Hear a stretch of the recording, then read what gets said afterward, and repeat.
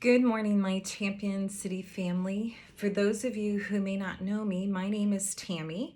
My husband Todd is from here. He was born in Springfield in 1984. He was a graduate of KR, Kenton Ridge. And we met in college, fell in love, got married, both had a heart for missions.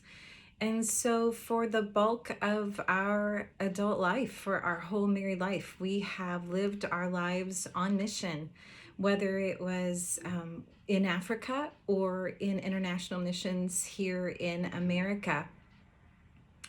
In 2012, God brought us home, and for a little while, we settled in Springfield, a little bit reluctantly, and that will be part of this, actually a lot reluctantly, and that will be part of the story that I want to share with you today. We've been talking about exile, and Tim did a brilliant job last week. For those of you who may have missed it, I'm sorry, I don't know if they even filmed it to tape it, but Tim did a brilliant job synopsizing the history of the Israelite people and their exile, in and out of exile, and how ultimately they lived as sojourners, living in a land not their own, oftentimes in brokenness, and crying out to God for a home that they would one day go to, a home that hadn't yet arrived, but then found themselves, what do we do in the land in between? And so that's where I'm going to pick up our story today with exile. And I get the joy of talking about Jeremiah 29:11. Jeremiah 29:11 is one of those verses that I'm sure you've heard of 1,000 times. For I know the plans I have for you, declares the Lord, plans to prosper you, not to harm you, to give you a hope and a future. Who doesn't want that verse? Who doesn't love that verse? Who doesn't long for that promise that God made? I want to get a little bit deeper into Jeremiah 29, give a little bit of the context behind it. I have nothing against drawing on promises, extracting them out, and even using them. I'm big on declaring the word of God, especially the promises. But I think sometimes we miss a greater impact that's available because we don't get the context. We don't get the overall narrative, the setting in which it's drawn from. And so if I could give a little bit of the context before we get into this, before we get into our text. Jeremiah is known as the weeping prophet, and he's the weeping prophet because he's lamenting over his people, Israel. Once again, they have found themselves in rebellion. Once again, they have turned their hearts away from the Lord. Israel's broken God's covenant laws yet once again, and they're worshiping foreign gods, and Jeremiah is deeply grieved over this. He calls them out for abandoning the Torah because it's led to rampant injustice. And even the most vulnerable among them, the widows, the orphans, the immigrants, they're all being taken advantage of. And the worst that's happening is they've started to participate in pagan worship where they even sacrifice their own children. And it's at this point that we pick up with Jeremiah 29, because God's given Jeremiah a message to tell the people of Israel that he's going to allow the destruction of his own temple through the invasion of the Babylonians, and that the people of Israel are going to be taken into captivity for 70 years. Jeremiah warns the people over and over, but they continue to ignore him. And he begs their leaders, turn back to God, get right with him. And even up to the last minute, they ignore him. And so, just what Jeremiah had warned, Babylon invades, and they bring mass destruction with them. And they carry off the king, the queen, all the leaders, the musicians, the artisans, the skilled men, women, and children, and off they go to live in exile in Babylon. For whatever reason, I'm not really sure. Maybe somebody does, but Jeremiah wasn't actually one of them that was taken. He was actually left behind. And in chapter 29, Jeremiah finds the Israelites in exile, grieving and crying out to God. False prophets are attempting to assuage their deep lament by telling the Israelites that their captivity was only going to last for a couple of years and that they'd be returned to their homeland quite soon. But when 2 years passes, false hope and abandonment were now added to their grief. And enraged, Jeremiah has to set the record straight again and inform them that their captivity is not only for 2 years, but it's for 70 years. And this is where we're going to pick up in our text today. So if you would grab your Bibles, we're going to turn to Jeremiah. It's in the Old Testament after Psalms, Proverbs, Ecclesiastes, Isaiah, Jeremiah, and it's going to be kind of past the middle of your Old Testament. And we're going to pick up, we're going to read Jeremiah 29 verses 1 through 14. This is the text of the letter that the prophet Jeremiah sent from Jerusalem to the surviving elders among the exiles and to the priests, the prophets, and all the other people that Nebuchadnezzar had carried off into exile from Jerusalem to Babylon. This was after King Jehoiakim and the queen mother, the court officials, and the elders of Judah and Jerusalem, the craftsmen and the artisans had all gone into exile from Jerusalem. He entrusted the letter to Elasah, son of Shaphan, and to Jeremiah, son of Hilkiah, whom Zedekiah, king of Judah, sent to King Nebuchadnezzar in Babylon. And this is what it said. This is what the Lord Almighty, the God of Israel, says to all those I carried into exile from Jerusalem to Babylon. Build houses and settle down. Plant gardens and eat what they produce. Marry and have sons and daughters. Find wives for your sons and give your daughters into marriage so that they too may have sons and daughters. Increase in numbers there. Do not decrease. Also, seek prosperity of the city to which I have carried you into exile and pray to the Lord for it, because if it prospers, you too will prosper. Yes, this is what the Lord Almighty, the God of Israel, says. Do not let the prophets and the diviners among you deceive you. Do not let them tell you their dreams to encourage their lies. They are prophesying lies to you in my name, and I have not sent them, declares the Lord. For this is what the Lord says. When 70 years are completed in Babylon, I will come to you and I will fulfill my gracious promise to bring you back to this place. For I know the plans I have for you, declares the Lord.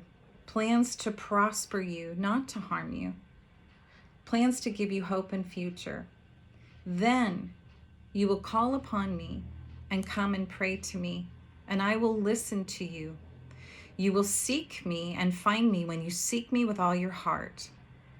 I will be found by you, declares the Lord, and I will bring you back from captivity.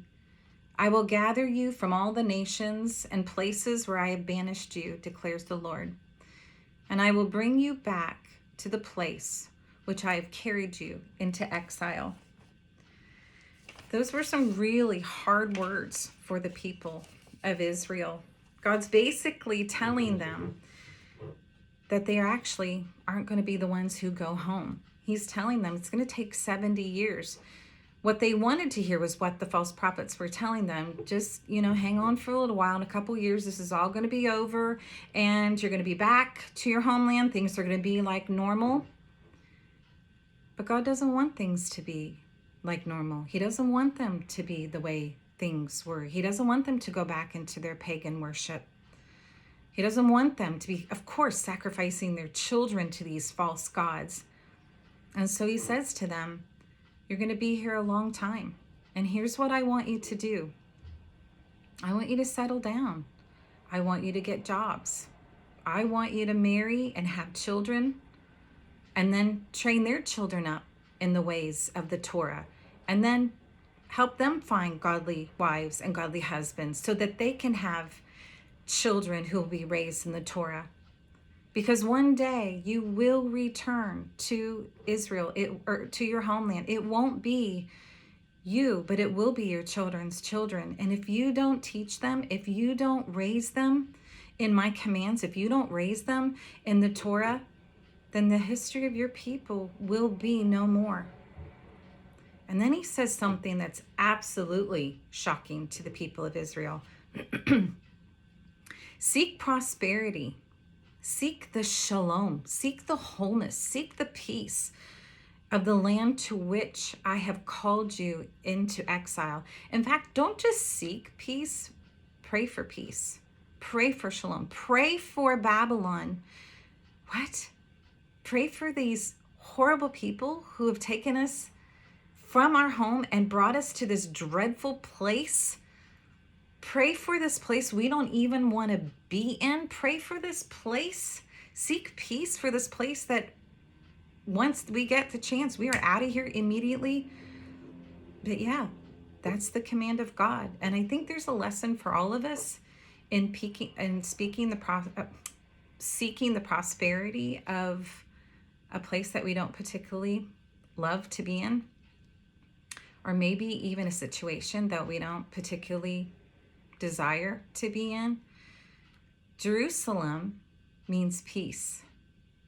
And for the longest time, peace was only for the people of Jerusalem, the people of God. And now I think it's interesting that God's telling them, guess what? Peace isn't just a place. It's something that you carry. And if you would allow it, then shalom isn't only for the place of those times of peace and that place of peace, but we can actually bring shalom even into our chaos as well, even into the circumstances we don't long for. It's that on earth as it is in heaven for us today, isn't it? Where we may not love the situation we're in, we may not love the conditions that we're experiencing, but if we allow, God will bring his shalom through us to absolutely change the atmosphere around us. And that's basically what he was saying to the people of Israel. Seek peace. In fact, pray for the city. And then he says something that this is the context of the verse that we've always claimed, because I think, if I have to be honest, I always heard it as, for I know the plans I have for you, declares the Lord, plans to prosper you, not to harm you, to give you a hope and a future. And I don't know why I always heard it kind of in that voice, maybe because it was a promise, and maybe that's the way I always heard God's voice. I don't know. But for the first time I heard a tender father. And I think because I have history with this verse. I have history with God with this verse. When our family first, when we came back from Africa in 2012, it was a very tumultuous time for us. Something had happened to our family just before we left there in Africa, and it put us in a deep, deep crisis, and we were desperate. We needed help. And so when we landed here in America, a little bit sooner than we had planned because of this crisis, we were messy. We were desperate. We didn't know where to turn. Our home church, our sending church, is here in Springfield. Wonderful people, but they weren't prepared for our mess. We didn't even know how to explain our mess. We didn't even know how to ask for the help we needed. We were just reeling. And bless them, our church just thought, yay, our missionaries are home. Great, we're so glad you're home. Thank you for your years of service. Go get them, Tiger. And we were saying, but this isn't our home.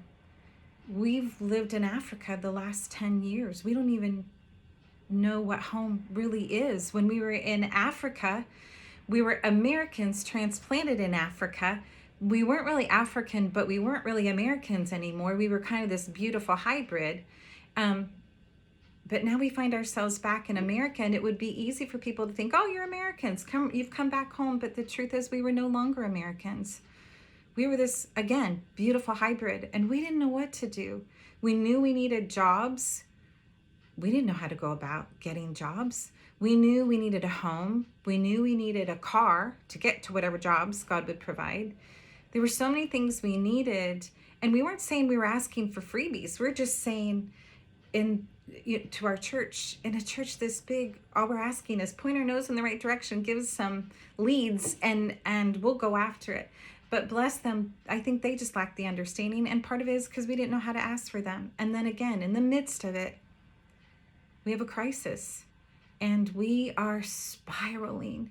And even though I knew God wasn't punishing us, I knew that we hadn't done anything wrong, that's what it felt like. It felt like God was punishing us. And I think sometimes when we're in that place of crying out to God, what are you thinking? And why is this happening? I think it's so easy sometimes to believe the lie. Lies sometimes seem so much more convincing than the truth. And the lie that I really was believing was that we were being punished for something. So we found ourselves crying out to God. And I remember Todd sitting us down one day, and we just opened up the word, and God took us to Jeremiah 29, which incidentally, that was one of the verses that was extracted out for our church to lay hands and pray over us, and they released us into that with that verse in mind. So I thought it was beautiful that here in this time of our own personal exile, of crying out to God, where we knew we weren't at home, where we were, and we knew we were desperate, and we knew we were lost, and we knew we wanted out, but we didn't even know what out meant. We turned back to Jeremiah 29:11, and I heard it so differently this time. And I heard the Lord saying, I know this isn't where you want to be. And I know this isn't how you expected to find yourselves here. I know that you didn't anticipate crisis, and I know that you didn't anticipate feeling alone. But here's what I want you to do. I want you to settle in the land where you are. I want you to bless your children in this land. I want you to find jobs. I want you to pray for Springfield. This may not be where you thought you would be, but this is where you are. So I want you to pray for Springfield.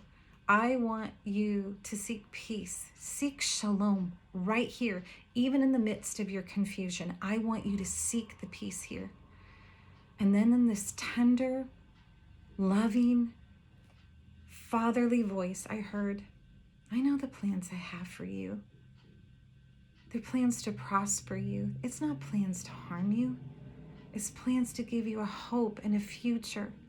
It's the enemy who comes to steal and to kill and to destroy, but that is not my handiwork. I've come to give you hope. And if you'll trust in me, if you'll lean into me, we'll get through this together. Just trust the story is what I kept hearing the Lord say. Trust me in it. So I just want to bring us to the question that sometimes we may be wondering, what in the world does this have to do with me? What's my personal application? After all, not everybody finds themselves in exile. Not everybody finds themselves coming back from Africa and being plopped into a place that they never thought they would be in the midst of crisis. But I would say, I'd like to challenge us on what we think exile is. What if exile isn't so much a place? What if it's a state of heart, a state of mind? What if it's a condition of the heart? What if for you, exile looks like maybe feeling lost and wondering why certain things have happened in your life? Maybe it's being angry at God with how the things that you had planned have not at all gone the way you thought they would go. They didn't play out at all the way you thought they were going to play out. And maybe you found yourself disoriented, confused, like me, out of place, lost, alienated, all alone, and just desperately wanting out and longing for something more. Sometimes our exiles are out of our own making. Maybe sometimes we find ourselves in situations because of our own wrong choices, maybe. But then maybe like us, it wasn't our fault. Bad things happen. Again, we have an enemy who comes to steal, to kill, and to destroy. That is his MO. And as a result, we find ourselves in situations and conditions that are not desirable, that we don't want. And we find ourselves crying out to God and asking him to get us out and to help. And I believe that God has given us some promises to help us in those times when we find ourselves in the land in between, is what I like to call it, from what we thought it was going to be to what it could be, or what God's ultimate plan is for us. From the time that we maybe get a promise to the fulfillment of the promise, I call it the land in between. And I believe that God's given us some keys that if we'll lean into, we will find that he's actually with us. That this exile isn't necessarily a bad thing, this personal exile. That if we really look, we can find him in the midst of this land in between. So I put together a little something to maybe help us. Forgive me, it's the teacher. I taught for many years, so it's the teacher coming out in me. So if you'll bear with me, I'm going to put our first key is the letter T. And that stands for that we just turn our hearts and our attention to God. I think sometimes our circumstances want to leave us reeling, and we're confused, and we just don't even want to even involve God unless we want to point a finger at him and be angry. But I just want to encourage us to turn our hearts to the Lord. I'm reminded of a story in the Bible in 2 Chronicles 20, when the people of Israel were getting invaded by what the Bible described as a vast army. And King Jehoshaphat could have easily been overwhelmed. But it says something really important that spoke to me so powerfully. It said that King Jehoshaphat inquired himself of the Lord. He turned his heart to the Lord because he trusted God in it, to say, God, if you're in this, then I know that you're going to give us the victory. He could have been overwhelmed. He could have gathered his own troops and run, tuck-tailed and ran. He could have just hidden. He could have done a million things. But I love how in his greatest fear, in his greatest challenge, it says he turned his heart to the Lord and he inquired of God what he was to do. And God, of course, gave him his answer, and he gave him the victory. And I thought, we may not always, in those times where we turn our heart to the Lord in the midst of our questioning, we might not always get the answer that we want, but we will most certainly always get the victory that we need. So the first key is to turn our heart and turn our attention to God. The second key in the midst of our questioning, in the midst of our personal exile, is R. And that stands for rest in God's promises. I think it's interesting that there's 365 promises in the Bible. I heard that one time. I don't know if that's true, but I think it's really cool, because if it is, 365 promises, one for every day. And something I've learned about the promises of God is that they're fitted specifically for what we need. In Genesis 14, Abram and 300 men had just returned from battle. Lot, his nephew Lot, had been taken into captivity. So Abram and his men went to get him out. And God gave him the victory. They had partnered with other kings to get Lot back. And this other king had actually offered to replenish Abram for all the resources that they had spent in in this battle, because it wasn't just to get Lot back, it was also to help these other kings. So this king offered him some of the spoils. But I think it's so interesting because Abram refuses to take any of them. He said, I don't want any man getting credit for making me rich. What fortitude. What incredible trust. What incredible faith in God. And then I love how the very next chapter, Genesis 15, when it could have been that Abram had taken the resources that the king had offered him, because goodness knows he spent a lot and lost a lot in fighting this battle to get Lot back.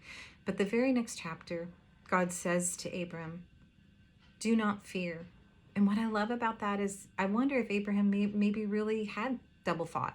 Maybe he thought, probably should have, because look at me now, I'm in this place where I'm kind of, I need things, and I've lost a lot. And what am I going to do now? Did I hear God wrong? Have you been there? I've been there. Did I hear you wrong, Lord? But I love how God says, do not fear, Abram. I am your shield, and I am your very great reward. Oh, I love how God knows what we need before we even know how to ask. God had already confirmed to Abram, I'm your shield, I'm your protection, but even more than that, I am your reward. I will take care of every one of your needs. And not only that, I am your great reward. The reward is me. So R stands for, in the midst of our confusion and our personal exile, rest in God's promises.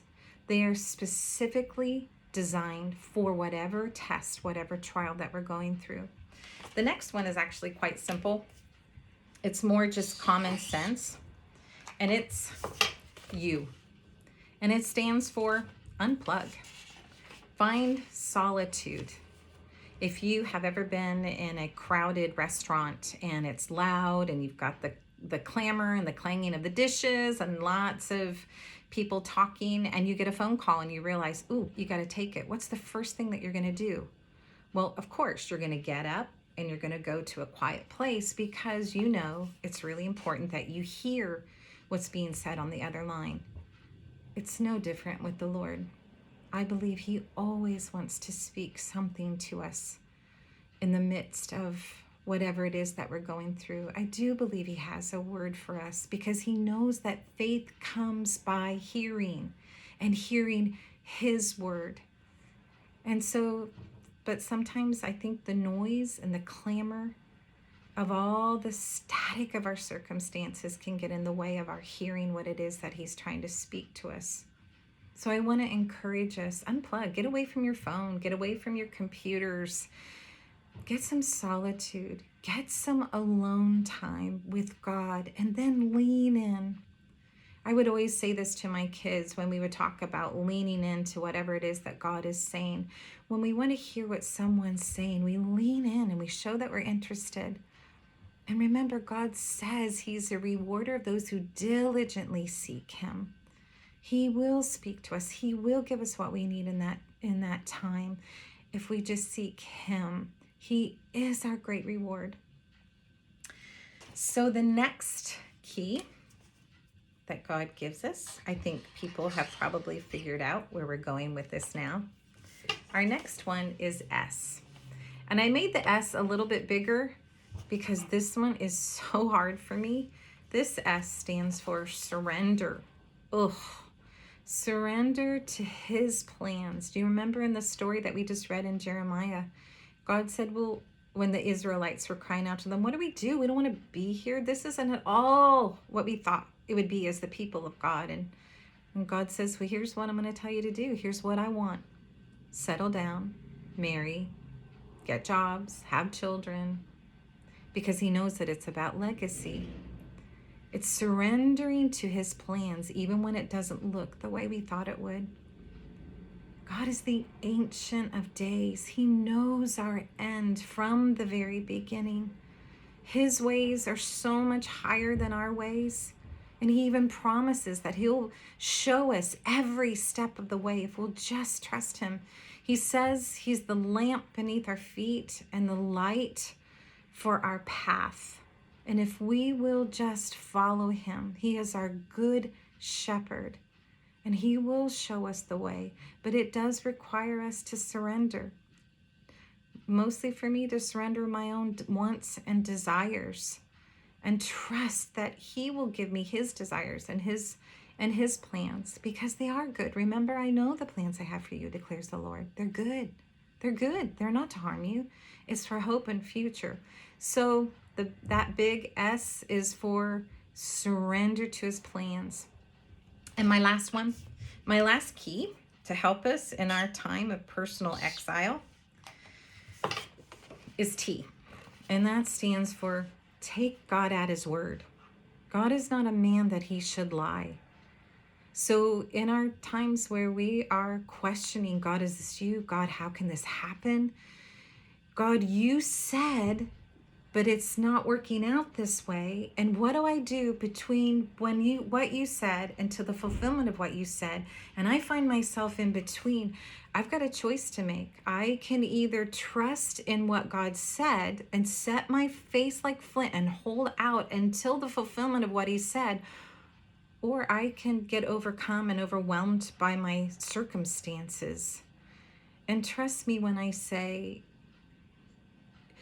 believing in God and taking him at his word and declaring a promise that if God said it, he will do it, is not denying that problems exist. That's not wishful thinking and simply fluffing things off and wishing things away. No, bad things happen. Again, we have a thief who comes to steal, kill, and destroy.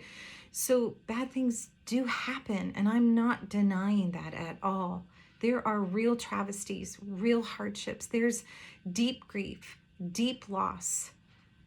So I'm not saying that when we take God at his word that we are denying a problem exists. I'm saying we deny its influence over us. We deny it having the ability to hijack our thoughts and to cause us to lose faith and to distract us from believing that and holding fast to God's promises. If I could share a personal experience real quickly, there was a time when I was really lost and confused over. It was in that time when we had just come back from Africa, and I was so scared.